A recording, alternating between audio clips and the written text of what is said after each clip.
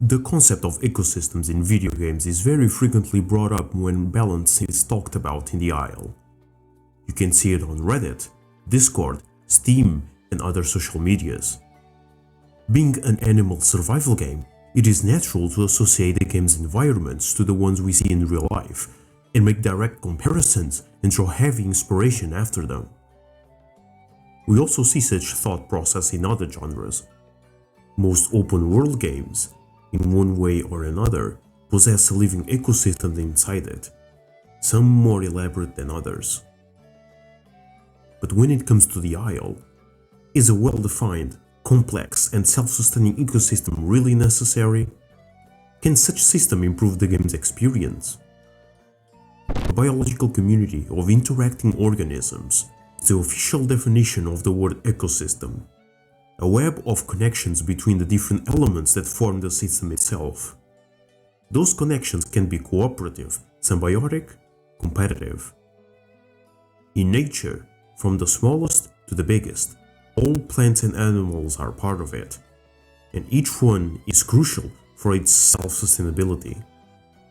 So whenever developers create an open world and fill it with life, taking inspiration from real-life nature is a no-brainer, and for the most part, it works.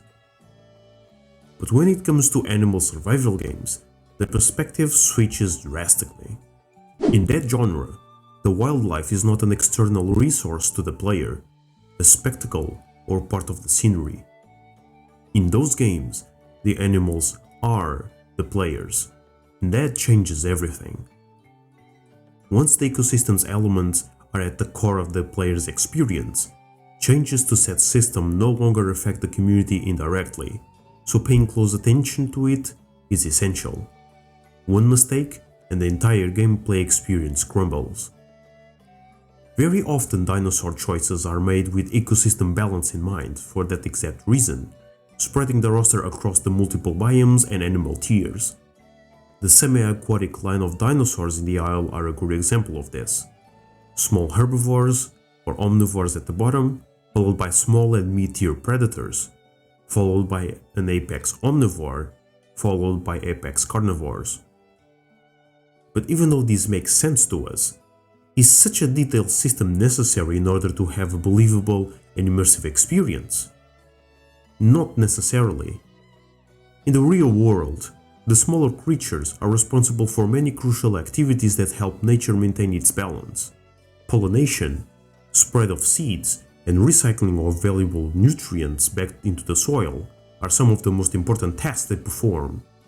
Small omnivores are also responsible for pest control, keeping plants free of parasites that could be potentially harmful. On the same vein, large animals are just as important.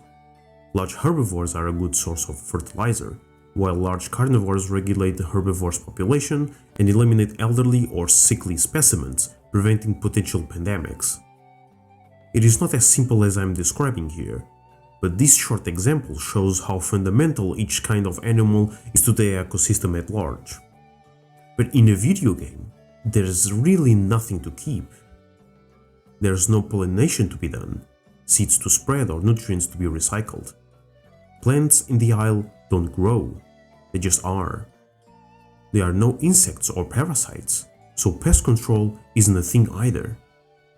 So why do we have small dinos like Baby, Proto or Mimi in the game? Well, being cute is surely a good enough reason for many of us. But small critters also provide players with unique playstyles. But if you ever paid attention to the Isle's roster, you most likely notice that there's a large amount of small and very small dinosaurs. And the main justification for such is usually to balance the ecosystem. However, if we really think about it, the ecosystem argument falls flat once we understand what the word actually means. These animals don't contribute to ecosystems maintenance, because there is none. Plants and trees are static, and there are no pests to speak of. Therefore, there is nothing to be prevented. And despite small animals being able to offer players with unique niches, let's be honest, the majority of the community doesn't really give much of a shit about them. There's a reason you barely see Dryos in Legacy or Ipsids in Evrima. Size affects gameplay. Smaller characters will always be more restricted in both movement and capabilities, especially in realistic or immersive games. If given the choice, the majority of the game's population will choose anything over small dinosaurs. Obviously, there are some exceptions sporadically, but I digress. With that in mind, seeing so much time and effort put into animals that will barely be used, and some are not even playable in the first place, all for the sake of the ecosystem, is just absurd. In this genre, the different niches and playstyles provided by each species are the fundamental pillar of the game's ecosystem. Those playstyles are the component, the element, that connect each species with each other. That's the true ecosystem. Balancing the game around them instead of the dino's size and biome is what Afterthought should be focusing on. But Taco is still best dino, changed my mind. Hope you guys enjoyed the video. This one was shorter than usual since I'm still recovering from COVID. Hopefully next week I will be at 100% once more. A huge thank you to my Patreon supporters for supporting the channel and keeping it running. If you want to join the ranks, the link will be in the description. Join our Discord for memes and paleo nerd stuff, and I hope to see you really soon. Stay safe.